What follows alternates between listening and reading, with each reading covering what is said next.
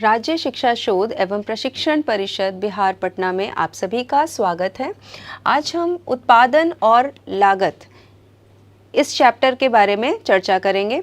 पिछले क्लास में हमने उत्पादन क्या होता है, उत्पादन के कौन कौन से कॉन्सेप्ट्स हैं, जिसमें हमने कुल उत्पादन, सीमांत उत्पादन, औसत उत्पादन के बारे में जाना और प्रोडक्शन फंक्शन या उत्पादन फलन क्या होता है।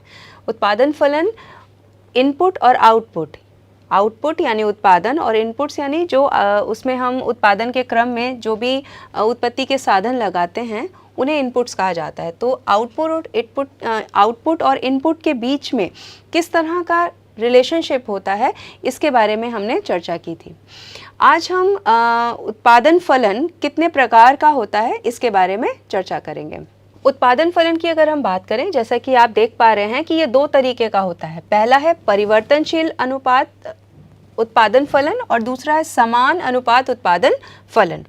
परिवर्तनशील अनुपात उत्पादन फलन जो है ये शॉर्ट टर्म या अल्पकालीन उत्पादन फलन होता है और समान अनुपात उत्पादन फलन जो है वो दीर्घकालीन उत्पादन फलन की बात इसमें की जाती है। तो जो शॉर्ट टर्म उत्पादन फलन है या फिर शॉर्ट टर्म प्रोडक्शन फंक्शन है, ये इस तरह का उत्पादन फलन होता है जिसमें उत्पादन के कुछ साधन स्थिर होते हैं और कुछ साधन परिवर्तनशील होते हैं।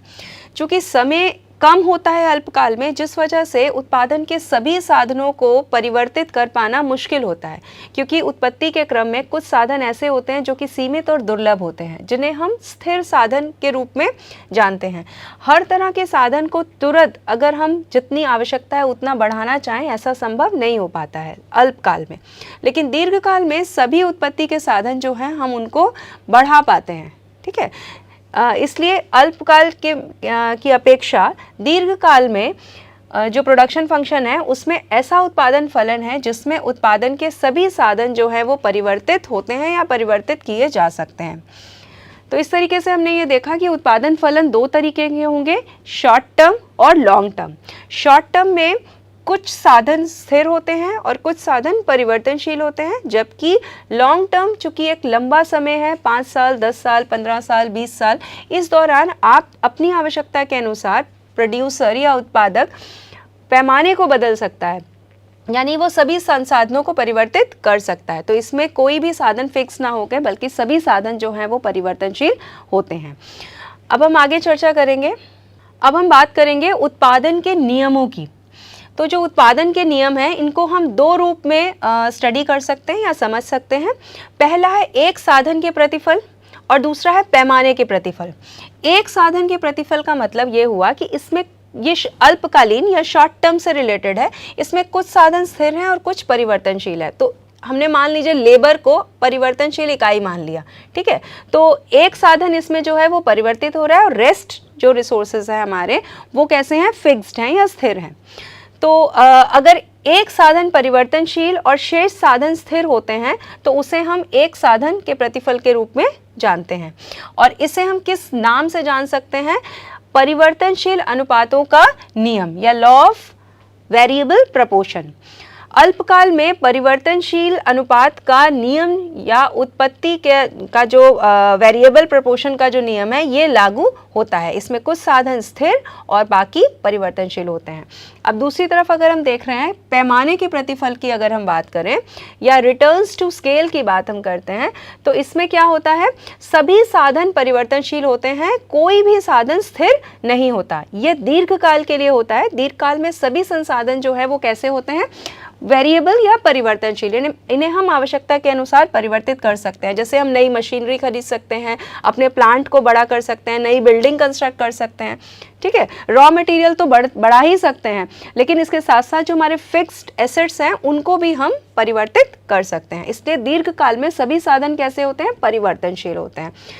फिर दीर्घकाल के पैमाने के प्रतिफल के रूप में भी इनको जाना जाता है। तो हम सबसे पहले आज के क्लास में एक साधन के प्रतिफल या फिर शॉर्ट टर्म प्रोडक्शन फंक्शन के बारे में चर्चा करेंगे। तो आज के क्लास में हम क्या चर्चा करेंगे, लॉ ऑफ वेरिएबल प्रपोर्शन या परिवर्तनशील अनुपातों के नियम के बारे में हम पढ़ेंगे। परिवर्तनशील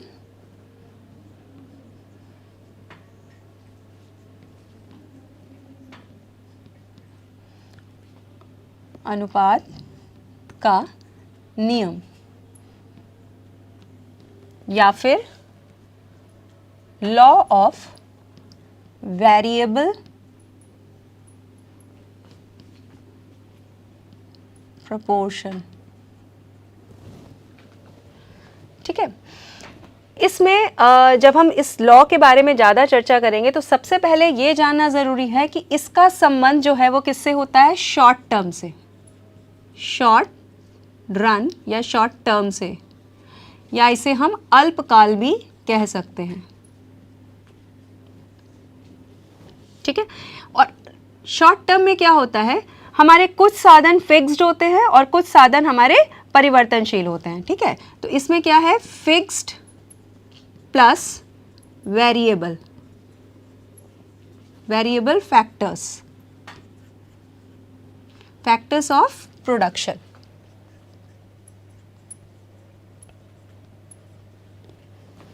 क्लियर?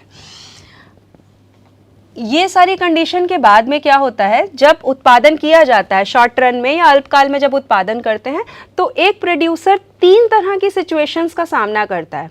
ठीक है, 3 सिचुएशंस वो क्या हैं, सबसे पहली सिचुएशन उसके सामने आती है कि उसको जो उत्पादन है वो बढ़ता हुआ मिलता है। ठीक है, यानी कि प्रोडक्शन उसको कैसा मिल रहा है, बढ़ता हुआ, जिसको बोलेंगे हम उत्पादन के बढ़ते प्रतिफल, उत्पादन के बढ़ते प्रतिफल, या फिर हम इसको उत्पत्ति वृद्धि नियम के रूप में जान सकते हैं। तो फर्स्ट सिचुएशन में क्या हो रहा है कि जिस अनुपात में इनपुट्स लगाए जा रहे हैं, ठीक है, उसके कंपैरिजन में हमें प्रोडक्शन जो है वो ज़्यादा प्राप्त हो रहा है, उत्पादन बढ़ रहा है। दूसरी सिचुएशन होती है उत्पादन के समान प्रतिफल,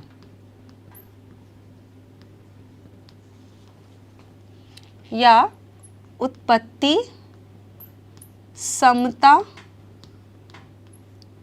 नियम। ठीक है, इसमें क्या है, जिस प्रपोर्शन में आप इनपुट्स को बढ़ाते हैं उसी प्रपोर्शन में आपको आउटपुट भी प्राप्त होता है, यानी उत्पादन उसी अनुपात में प्राप्त होता है। उसे उत्पादन के समान प्रतिफल के नाम से हम जानते हैं। और तीसरी सिचुएशन है हमारी उत्पादन के घटते प्रतिफल, या उत्पत्ति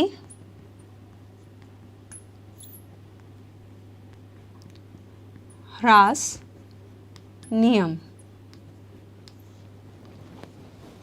ठीक है, तो उत्पादन के घटते प्रतिफल का मतलब हुआ कि जिस अनुपात में हम इनपुट्स लगा रहे हैं उससे कम अनुपात में हमको उत्पत्ति या उत्पादन या प्रोडक्शन या आउटपुट प्राप्त होता है, यानी इनपुट्स ज़्यादा लगाते हैं हम और जो हमें प्रोडक्शन प्राप्त होता है वो कंपैरेटिवली कम प्राप्त होता है। तो ये सिचुएशन, तो ये 3 सिचुएशन जो है वो अल्पकाल के दौरान किसी भी उत्पादक को अगर वो उत्पादन कर रहा है तो इन 3 सिचुएशन का सामना उसे करना पड़ता है।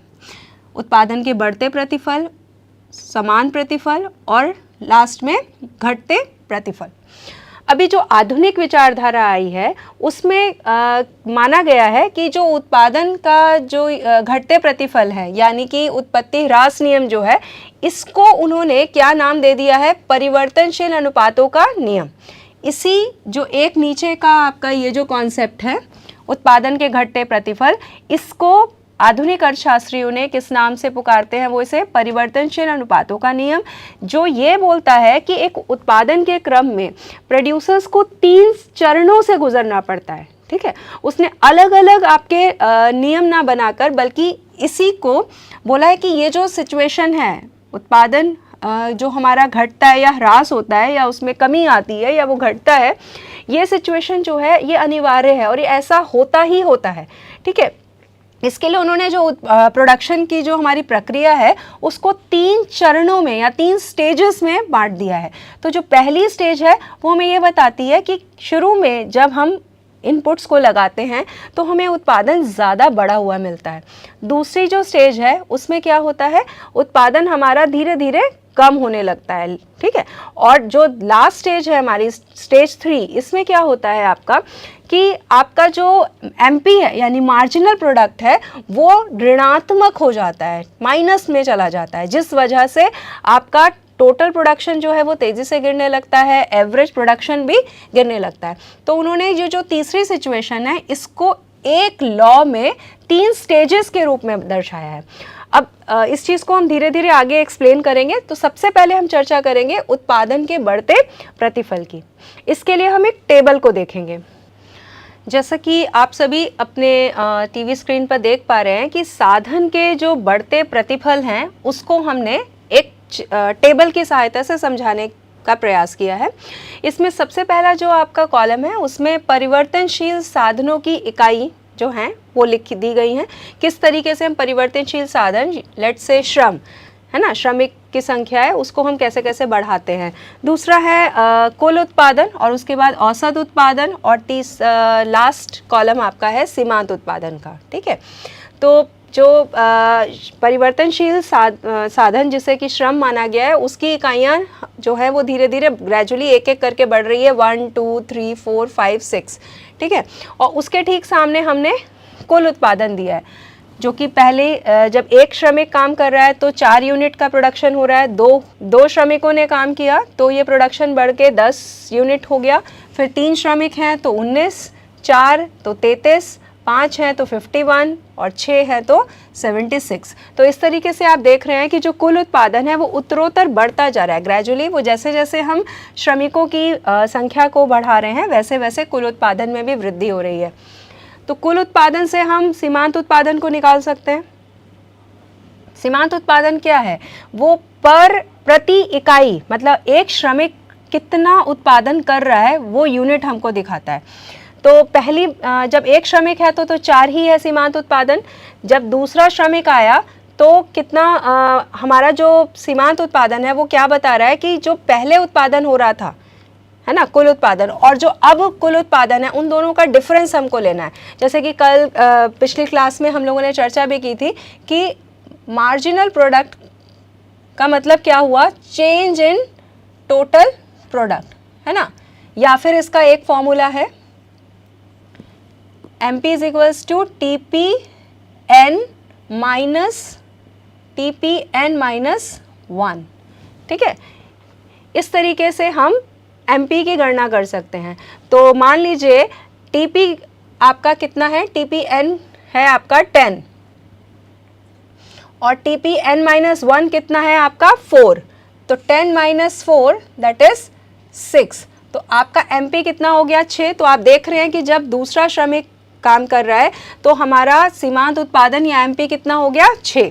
फिर तीसरा है तो फिर क्या हो गया 9, चौथी इकाई में 14, पांचवी इकाई में 18 और लास्ट 6 जो हमारी छठी इकाई है उसके बाद 25।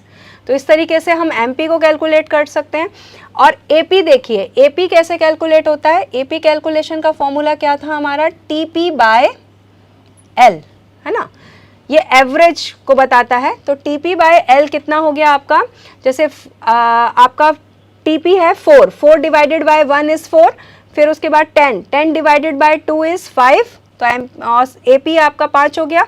उसके बाद 19 डिवाइडेड बाय 3 आप करेंगे तो 6.3, फिर 33 डिवाइडेड बाय 4 तो 8.25, और फिर 51 डिवाइडेड बाय 5 तो 10.2, और 76 डिवाइडेड बाय 6 तो 12.7। तो इस तरीके से औसत उत्पादन भी हुआ। अब हमको इसमें देखना क्या है, आप इस चीज़ को ये देखिए कि इसमें हो क्या रहा है। जैसे जैसे श्रमिकों की मात्रा बढ़ाई जा रही है वैसे वैसे कुल उत्पादन में भी वृद्धि हो रही है, औसत उत्पादन में भी वृद्धि हो रही है और सीमांत उत्पादन में भी वृद्धि हो रही है। यानी कि तीनों ही, चाहे हमारा कुल उत्पादन हो, चाहे औसत उत्पादन हो या सीमांत उत्पादन, तीनों में उत्तरोत्तर वृद्धि हो रही है। तो प्रारंभ में जब प्रोड्यूसर उत्पादन शुरू करता है तो शुरू के समय में जितना वो इनपुट्स लगाता है उसके अनुपात में उसको आउटपुट या उत्पादन ज़्यादा बढ़ता हुआ प्राप्त होता है। तो ये पहली स्टेज है जिसे हम बोलते हैं उत्पत्ति वृद्धि नियम या उत्पादन के बढ़ते प्रतिफल। अगर इसको हम एक चित्र के माध्यम से दर्शाना चाहें तो चित्र किस तरीके से बनेगा इसका?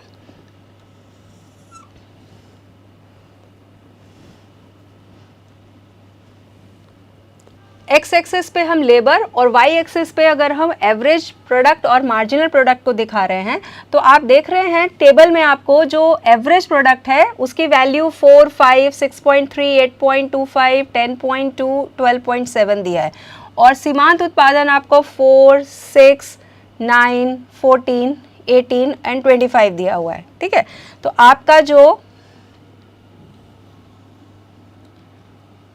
एमपी और एपी इस तरीके से ये दोनों ही क्या होंगे, उत्तरोत्तर बढ़ते हुए होंगे। एमपी भी बढ़ रहा है आपका और एपी भी बढ़ रहा है, लेफ्ट टू राइट ये अपवर्ड्स। ठीक है, तो ये दर्शाता है कि शुरुआती दौर में जब उत्पादन किया जाता है तो हमारा एमपी भी बढ़ता है, एपी भी बढ़ता है और टीपी भी बढ़ता है, यानी कुल उत्पादन भी बढ़ता है। दूसरी सिचुएशन है उत्पादन के समता नियम। तो हमने देखा कि शुरुआत में क्या होता है, हमें उत्पत्ति के बढ़ते प्रतिफल प्राप्त होते हैं। तो इसका कारण क्या होता है, क्यों हमें शुरुआत में उत्पत्ति के साधन जो हैं वो बढ़ते हुए मिलते हैं? तो सबसे पहला जो कारण है कि इसमें कुछ साधन जो हैं वो हमारे स्थिर होते हैं। ठीक है, स्थिर साधन। चूँकि हमने बात की थी कि अल्पकाल में कुछ साधन फिक्स्ड होते हैं और कुछ वेरिएबल, यानी कुछ स्थिर और कुछ परिवर्तनशील। तो स्थिर साधन हमारे क्या हैं, जैसे मशीनरी है ना, बिल्डिंग है। तो शुरुआत में क्या होता है कि ऐसे साधन का पूरा इस्तेमाल किस पे हम कर रहे हैं, परिवर्तनशील साधन जितना भी बढ़ लगा रहे हैं हम, वो कंप्लीटली आपका स्थिर साधन उन्हीं रिसोर्सेज का इस्तेमाल करके प्रोडक्शन कर रहे हैं। तो शुरुआत में वो स्थिर साधन अपना बेस्ट आउटपुट आपको दे पाते हैं। दूसरा जो हमारे स्थिर साधन होते हैं या कुछ साधन हैं वो अविभाज्य होते हैं, है ना। ये किस तरीके के होते हैं, इनको डिवाइड हम नहीं कर पाते हैं। ठीक है, तो मशीनरीज जो होती हैं वो शुरू में अपना जब जैसे जैसे हम इनपुट्स को बढ़ाते हैं, यानी कि श्रमिकों की संख्या को शुरू में बढ़ा रहे हैं 1 से 2, 2 से 3, 3 से 4, या कच्चा माल की मात्रा हम बढ़ा रहे हैं, तो वो मशीन जो है वो अपना ऑप्टिमम, उस मशीन का ऑप्टिमम यूटिलाइजेशन संभव हो पाता है, जिस वजह से वो मशीन मैक्सिमम प्रोडक्शन कर पाती है या मैक्सिमम आउटपुट दे पाती है। तो दूसरा कारण हुआ आपका अविभाज्य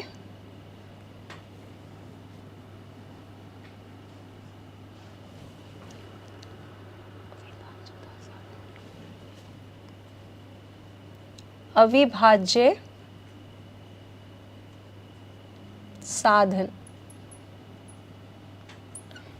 तो अविभाज्य साधन की वजह से क्या होता है, शुरुआत में हमें उन संसाधनों का ऑप्टिमम या कुशलतम उपयोग हम कर पाते हैं, या वो अपनी उसकी जो फुलर कैपेसिटी है उसका इस्तेमाल हम करते हैं, जिस वजह से प्रोडक्शन हमें ज़्यादा प्राप्त होता है।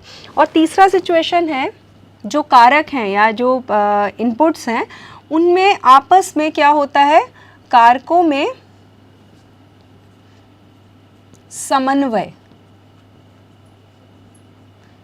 जो भी फैक्टर्स ऑफ प्रोडक्शन है उसमें शुरुआती दौर में जब हम धीरे धीरे उनको बढ़ा रहे हैं तो उनमें बेहतर कोऑर्डिनेशन बन पाता है। इस बेहतर कोऑर्डिनेशन की वजह से भी प्रोडक्शन इनिशियल स्टेज में हमें ज़्यादा प्राप्त होता है। तो इन 3 कारणों की वजह से ये वह कारण है जो हमें ये बताते हैं कि शुरुआत में उत्पत्ति वृद्धि नियम या प्रोडक्शन हमें बढ़ता हुआ क्यों प्राप्त होता है। उसका रीज़न क्या है कि कुछ साधन हमारे स्थिर होते हैं। ठीक है, तो स्थिर साधन जो हैं वो आप कंप्लीटली उस स्थिर साधन का इस्तेमाल शुरू में उतनी ही इकाइयों का इस्तेमाल करके प्रोडक्शन करने में कर रहे हैं, तो वो नेचुरली अविभाज्य होने के कारण में अपनी फुलर कैपेसिटी का इस्तेमाल कर पाते हैं। जिस वजह से प्रोडक्शन हमको ज़्यादा मिलता है कम संख्या में होने के कारण, क्योंकि शुरुआत में अचानक से बहुत बड़ा स्केल नहीं होता है ना प्रोडक्शन का, तो जिस वजह से बेहतर कोऑर्डिनेशन बन पाता है, उस वजह से भी प्रोडक्शन हमें ज़्यादा बढ़ा हुआ दिखाई देता है। तो इस तरीके से हमने जाना कि उत्पादन की जो पहली स्टेज है वो हमें किस तरह के प्रतिफल देती है, बढ़ते प्रतिफल। अब इसके बाद हम दूसरी स्टेज की बात करेंगे जो समता या उत्पत्ति समता नियम या उत्पादन के समान प्रतिफल की बात करता है। अब दूसरा साधन के स्थिर प्रतिफल की बात या constant return to a factor की अगर हम बात करें तो इसमें आप जैसा टेबल में देख पा रहे हैं कि जैसे जैसे परिवर्तनशील साधन यानी कि श्रम की संख्या बढ़ रही है, 1 से 2, 2 से 3, 3 से 4, 4 से 5 और फिर 5 से 6, वैसे वैसे हमारा कुल उत्पादन यानी कि टीपी, औसत उत्पादन यानी कि एपी और सीमांत उत्पादन एमपी दिखाया गया है। अब हम ये देखते हैं कि जैसे पहली इकाई जब हमने उत्पादन श्रमिक की इस्तेमाल की तो कुल उत्पादन है हमारा 30 यूनिट्स, एवरेज भी आपका 30 यूनिट है, क्योंकि एवरेज निकालने के लिए हम क्या करते हैं, टीपी बाय एल यानी कि 30 डिवाइडेड बाय 1, तो वो 30 ही रहेगा। सीमांत उत्पादन, क्योंकि ये आपका चेंज इन टीपी को बताता है, तो शुरू में तो टीपी है ही नहीं, शुरुआत है, पहली इकाई है, तो आपका एमपी भी 30 है। फिर हमने श्रमिक की एक इकाई बढ़ाई 2, तो हमारे कुल उत्पादन कितना बढ़ गया, 30 की जगह 60 हो गया। तो हमारा एवरेज प्रोडक्ट क्या होगा, 60 डिवाइडेड बाय 2 करेंगे तो 30। उसके बाद सीमांत उत्पादन अगर हम देखेंगे तो क्या करना है हमको, चेंज इन टीपी, मतलब टीपी में क्या परिवर्तन आया वो देखेंगे, तो 60 माइनस 30 इज 30। इस तरीके से आप बढ़ते जाइए धीरे धीरे, 3 है तो 90 हो गया टोटल प्रोडक्ट। आपका एवरेज प्रोडक्ट कितना हो गया, 90 डिवाइडेड बाय 3 इज 30। और सीमांत उत्पादन निकालने के लिए चेंज हम देखेंगे टीपी में, तो 90 में से 60 को माइनस करेंगे तो 30। तो इस तरीके से आप देख पा रहे हैं कि जो हमारा एपी है वो 30 30 30 लगातार एक ही अनुपात में बढ़ रहा है, और वैसे ही सीमांत उत्पादन भी 30 30 30 के अनुपात में बढ़ रहा है। तो ये हमको ये दिखा रहा है कि जिस अनुपात में, मतलब इनपुट्स बढ़ने से हमारा जो आउटपुट हमें प्राप्त हो रहा है वो समान अनुपात में प्राप्त हो रहा है ना। अगर वो 30 है तो लगातार वो 30 ही बना हुआ है।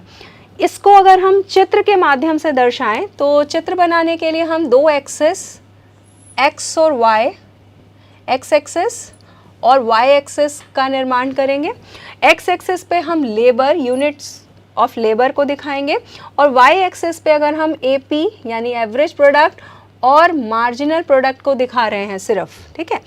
तो आपका मान लीजिए ये 0 है, 10, 20, 30।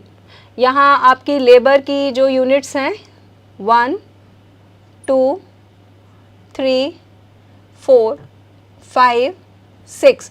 तो चाहे आपकी पहली यूनिट है तो भी आपका जो एपी और एमपी है वो 30 है, 2 यूनिट है तो भी 30 है, 3 है तो भी 30, 4 है तो भी 30, 5 है तो भी 30 एंड 6 है तो भी 30। तो इन सब डॉट्स को जब हम आपस में मिला देंगे तो ये आपका एपी जो है वो बराबर है आपके एमपी के, यानी एवरेज प्रोडक्ट और मार्जिनल प्रोडक्ट, औसत उत्पाद और सीमांत उत्पाद दोनों एक दूसरे के बराबर है।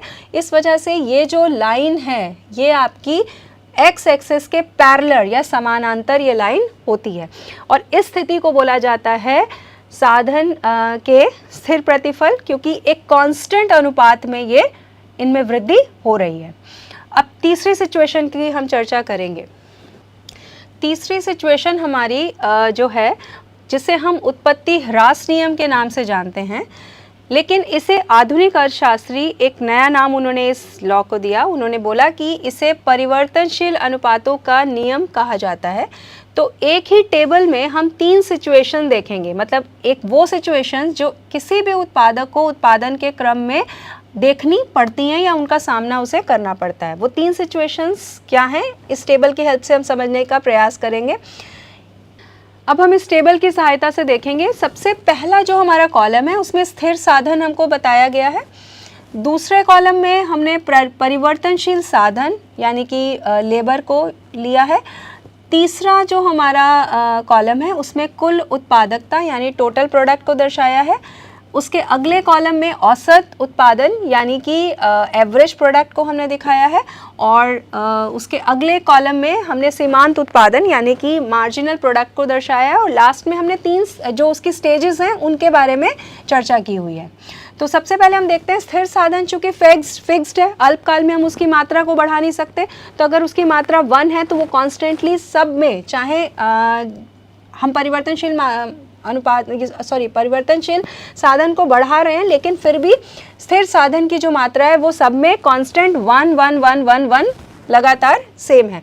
फिर उसके बाद परिवर्तनशील साधन की अगर बात करें तो वो कॉन्स्टेंटली हम ग्रेजुअली धीरे धीरे एक एक यूनिट करके बढ़ा रहे हैं, एक के बाद 2 3 4 5 6 7 8 और 9। उसके बाद कुल उत्पादन दिया है 6 16 30 40 45 48 48 44 और 38। उसके साथ में हमने औसत उत्पादन दिया है। औसत उत्पादन निकालने का फॉर्मूला आप सभी जानते हैं, क्या है? TP divided by L। ठीक है, तो TP को जब हम L यानी कि जो हमारी लेबर की या जो हमारी परिवर्तनशील साधन है उसकी इकाई, उसकी जो मात्रा है उससे हम डिवाइड करेंगे तो हमें औसत उत्पादन मिलेगा। यानी कि 6 divided by 1 6, 16 divided by 2 8, 30 divided by 3 10, 40 divided by 4 10, फिर 45 डिवाइडेड बाय 5 9, 48 डिवाइडेड बाय 6 आपका 8, उसके बाद 48 divided by 7 is 6.8 and 44 divided by 8 5.5 और 38 डिवाइडेड बाय 9 इज 4.2। तो ये हमें औसत उत्पादन प्राप्त हुआ। अब हम बात करते हैं सीमांत उत्पादकता की या मार्जिनल प्रोडक्ट की। ये हमें कैसे प्राप्त होता है? चेंज इन टीपी, मतलब टीपी में या कुल उत्पादन में जो परिवर्तन आ रहा है उसको हम लिखते जाएंगे। तो सबसे पहले तो 6 ही है, उसके बाद 16 minus 6 10, 30 minus 16 14, 40 minus 30 10, 45 minus 40 5, 48 minus 45 3, 48 minus 48 0, 44 minus 48 minus 4 and 38 minus 44 is minus 6। तो इस तरीके से हमको तीनों जो उत्पादन के अवधारणाएं हैं, दैट इज टीपी यानी कुल उत्पादन, औसत उत्पादन और सीमांत उत्पादन, तीनों हमें प्राप्त हुआ। अब हम देखना चाहेंगे कि इसमें उत्पादन की वो कौन सी 3 स्टेजेस हैं जिनका सामना एक प्रोड्यूसर कर रहा है। तो शुरू में आप देख रहे हैं जब तक हमारा कुल उत्पादन बढ़ रहा है या फिर जो हमारा सीमांत उत्पादन है, कुल उत्पादन नहीं, हम सीमांत उत्पादन को देखते हैं, जब तक हमारा सीमांत उत्पादन जो है वो बढ़ रहा है, यानी कि 6 के बाद 10, 10 के बाद वो 14, तो 14 तक ये क्या है? बढ़ रहा है ना।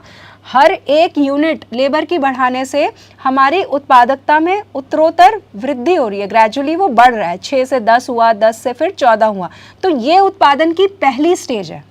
ठीक है, इसे उत्पादन की पहली स्टेज माना जाएगा। इसमें जब तक आपका एमपी बढ़ रहा है ना, तब तक आप देख रहे हैं कि आपका एपी भी बढ़ रहा है। वो 6 से 8, 8 से फिर 10 हुआ, और उधर अगर आप टीपी देखें तो कुल उत्पादन भी आपका बढ़ रहा है, 6 to 16 एंड देन 30। मतलब तीनों ही, चाहे वो एमपी है, चाहे वो एपी है, चाहे वो टीपी है, प्रथम स्टेज अवस्था में, उत्पादन की पहली अवस्था में तीनों में वृद्धि हो रही है। तो इसे हम उत्पत्ति वृद्धि नियम मान सकते हैं। अगला है जिसे हम सेकेंड स्टेज बोलते हैं, उसमें आप देख रहे हैं कि जो एमपी जो है वो आपका, यानी मार्जिनल प्रोडक्टिविटी आपकी घटने लगी है। 14 से कितनी हो गई है? वो 10। ठीक है, तो वो बिंदु जहाँ से वो घटना शुरू होती है उसे मोड़ का बिंदु, ठीक है, वो पॉइंट है जहाँ से चेंज आना शुरू हुआ है। ठीक है, उसे मोड़ का बिंदु कहा जाता है।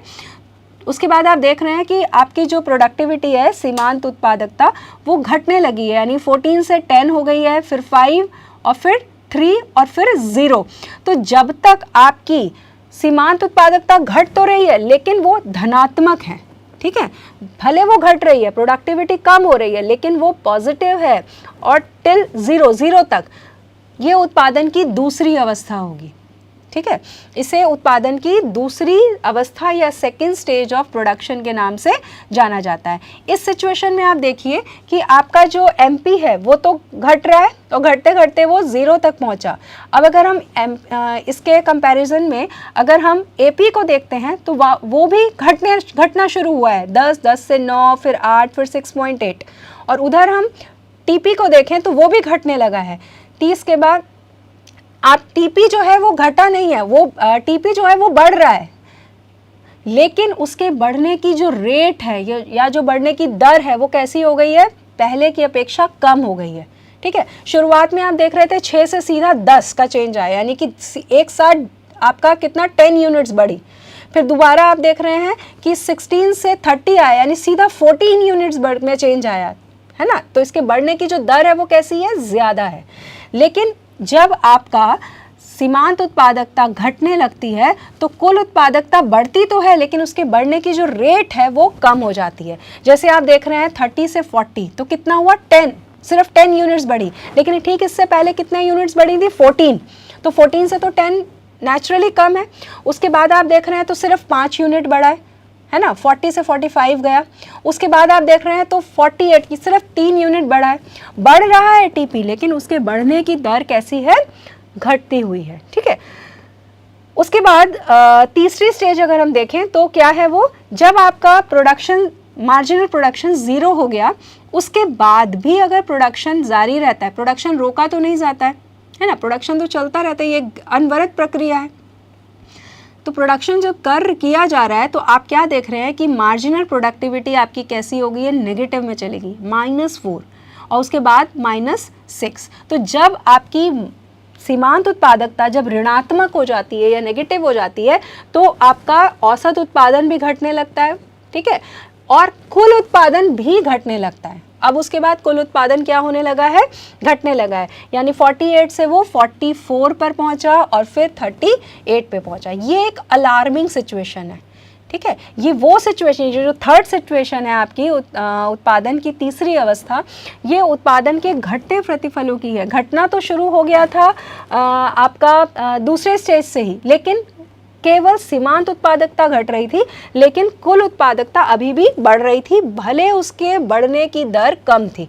लेकिन जो तीसरी अवस्था है ये डायरेक्टली आपको स्पष्ट रूप से दिखाई दे रही है कि इसमें आपका सीमांत उत्पादकता तो ऋणात्मक हो गई है, कुल उत्पादकता भी घट रही है आपकी, और एवरेज प्रोडक्टिविटी है वो भी घट रही है। तो ये एक प्रोड्यूसर के लिए अलार्मिंग सिचुएशन होती है, जिसमें ये सोचता है कि अब क्या किया जाए, किस तरीके से हम अपनी प्रोडक्टिविटी को या सीमांत उत्पादकता को बढ़ाने का प्रयास करें। तो ऐसे में हो सकता है कि प्रोड्यूसर प्रोडक्शन फंक्शन को चेंज करने की कोशिश करे, है ना। तो ये सिचुएशन जो है आपकी एक प्रोड्यूसर के लिए अलार्मिंग सिचुएशन है, जो उसे ये बताती है कि अब क्या किया जाए ताकि मेरा ये घटता हुआ प्रोडक्शन को मैं किस तरीके से बढ़ा सकूं। तो अब बात आता है कि जो उत्पत्ति ह्रास नियम है, या जो ये तीसरी सिचुएशन है जिसमें हम ये देख रहे हैं कि उत्पादन जो है वो घटने लगा है, तो इस घटते हुए उत्पादन के कारण क्या है, क्या ऐसा हुआ कि उत्पादन जो है वो बढ़ने के स्थान पर शुरुआत में बढ़ रहा था, फिर समता हुआ और फिर अचानक से घटने लगा। तो इस उत्पादन के घटने के पीछे के कारण क्या है, इसकी चर्चा हम करेंगे।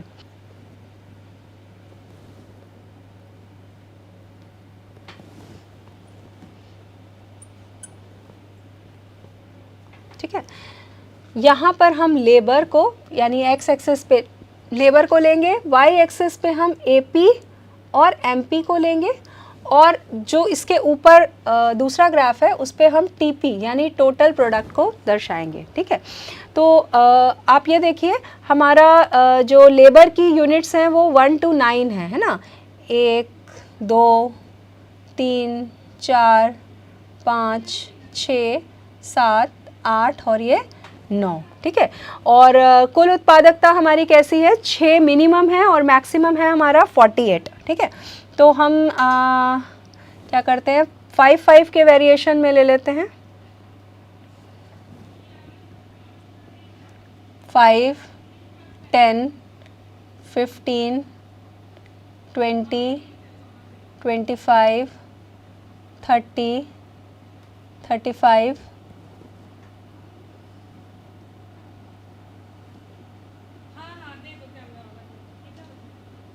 40, 45 एंड 50। ठीक है, अब हम इसमें मार्किंग करेंगे और नीचे भी हम ले लेते हैं लेबर। यहाँ पर जैसे ये आपका 1 2 3 4 5 6 7 8 और ये 9। ठीक है, अब आपका मिनिमम है, एवरेज प्रोडक्ट आपका 6 और नहीं 4.2 है और मैक्सिमम आपका है 10 और सीमांत उत्पादकता आपकी मैक्सिमम जा रही है 14 और -6 -4। ठीक है, इसको हम नीचे 2 के वेरिएशन में हम ले लेते हैं। यहाँ पर 2 4 8 10 12 16 और ये -2 -4 -6।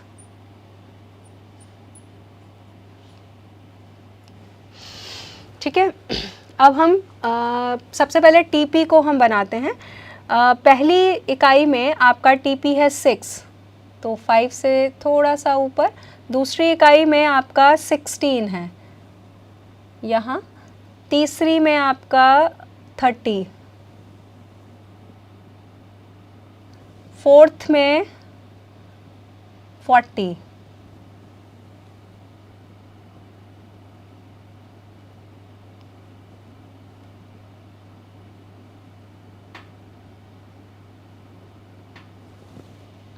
फाइव में 45, 6 48, 50 से नीचे रहेगा। 7 भी 48, 8 में 44, 45 से थोड़ा नीचे और 9th में है आपका 38, 30 है।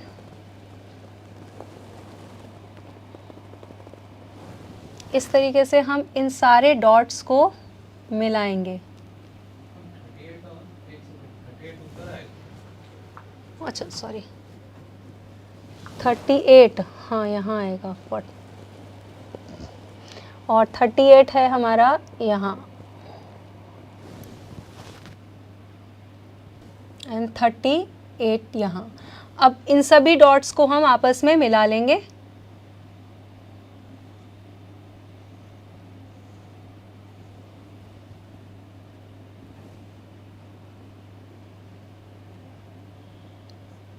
ये टीपी है। ठीक है, अब हम एमपी और एपी को बनाएंगे। पहले हम एमपी बनाते हैं। एमपी हमारा पहले में 6 है, पहले में 6, दूसरे में 10 हुआ, तीसरे में आपका ये 14, 14 के बाद 10,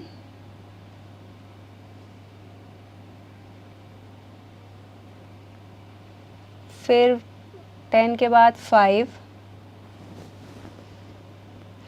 4 और 6 के बीच में,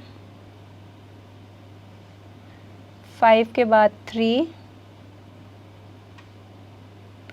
3 के बाद 0, 0 के बाद -4 एंड -6। अब हम इन सभी डॉट्स को भी आपस में मिला देंगे।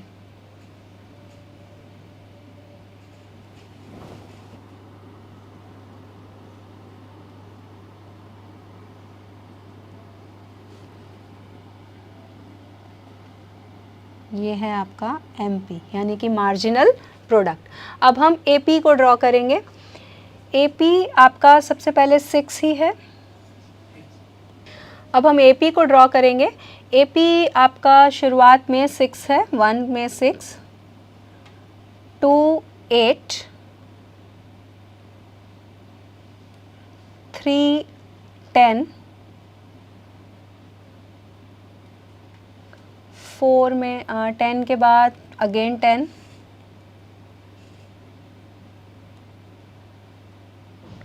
फिर 9,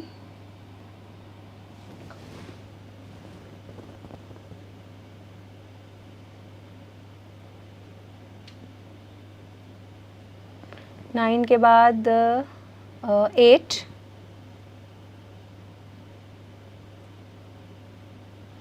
उसके बाद 6.8,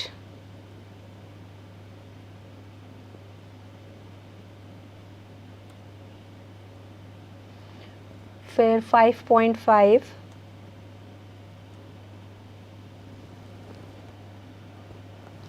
और लास्ट है 4.2।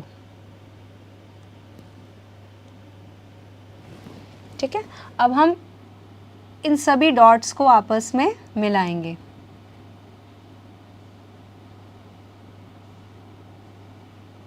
ये हुआ आपका एपी यानी कि एवरेज प्रोडक्ट। अब हम इसमें उत्पादन की तीनों स्टेजेस को अगर हम देखें तो पहली स्टेज हमारी कब तक है, जब तक हमारा एमपी जो है वो बढ़ रहा है। तो एमपी हमारा पहली 3 यूनिट्स तक बढ़ रहा है, 1 2 3, यानी इस पॉइंट तक 3 तक। यहाँ से हम एक लाइन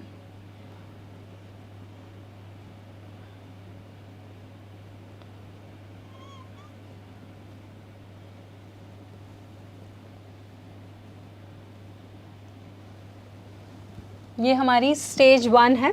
उसके बाद स्टेज 2 कहाँ तक है, जब हमारा एमपी जो है वो 0 हो जाता है। ठीक है, तो एमपी हमारा जब 0 होता है यानी 7th यूनिट तक।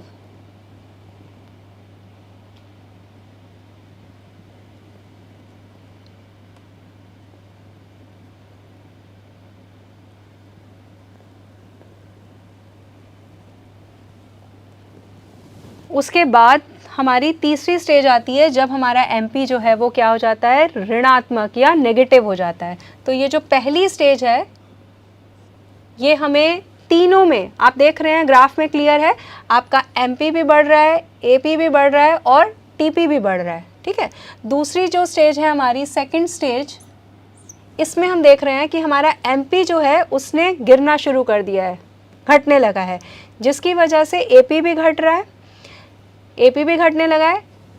टीपी हमारा बढ़ रहा है लेकिन इसके बढ़ने की जो रेट है या जो दर है वो घटती हुई है। और थर्ड स्टेज है हमारी ये स्टेज जिसमें एमपी हमारा जो है वो नेगेटिव हो गया है, एपी भी हमारा घट रहा है और टीपी हमारा, चूंकि एमपी नेगेटिव है इस वजह से टीपी जो है वो भी डिक्रीज होने लगा है या घटने लगा है। तो ये 3 स्टेज हमको इस टेबल की हेल्प से हमने इसका एक ग्राफ पेपर पे हमने शो किया, जिससे कि एट अ ग्लांस हमें तीनों स्टेजेस पता चल पा रही हैं और इसे ही हम परिवर्तनशील अनुपातों के नियम के नाम से जानते हैं। अब हम चर्चा करेंगे कि ये जो नियम है ये लागू क्यों होता है, इसका कारण क्या है। ये नियम लागू यानी कि उत्पादन के जो प्रोडक्टिविटी है वो हमारी वो अचानक से घटने क्यों लगती है ना। हम इस तरीके से स्टेज 3 की तरफ क्यों बढ़ रहे हैं, उसका कारण क्या है, तो उन कारणों की हम चर्चा करेंगे। जैसा कि आपने देखा कि परिवर्तनशील अनुपातों के नियम के दौरान एक प्रोड्यूसर्स को 3 सिचुएशन का सामना करना पड़ता है। शुरू में प्रोडक्शन बढ़ता हुआ मिलता है, फिर प्रोडक्शन धीरे धीरे कम होने लगता है और एक स्टेज ऐसी आती है जब एमपी ऋणात्मक होता है जिस वजह से हमारा कुल उत्पादन जो है वो घटने लगता है। तो ये ऐसा क्यों होने लगा, अचानक से ऐसा क्या हुआ कि प्रोडक्शन शुरू में बढ़ रहा था और फिर वो घटने लगा। तो इस प्रोडक्शन के घटने के क्या कारण हैं, इसकी चर्चा हम अगले क्लास में करेंगे। Thank you.